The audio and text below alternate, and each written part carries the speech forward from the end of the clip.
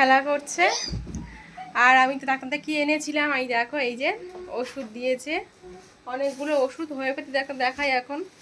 মানে ওর বমির জন্য খুব সমস্যা, সেই মানে প্রথম থেকে ওর বমির সমস্যাটা খুব, পেটের সমস্যা, গ্যাস, অ্যাসিড মানে প্রচুর।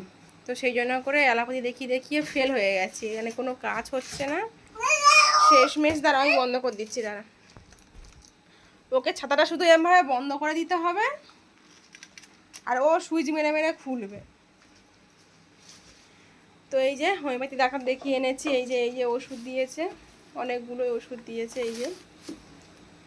তো সবগুলো খাওয়ানো হয়ে গেছে, এখন ভাত খাইয়ে দিয়েছি। তো দেখা যাক কেমন কি থাকে।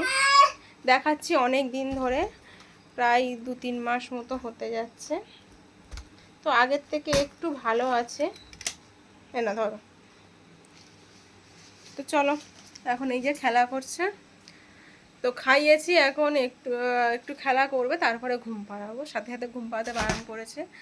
মিনিমাম 1 ঘন্টা মতো একটু খেলবে, তারপরে ঘুম পাড়াবো। তো চলো, টাটা।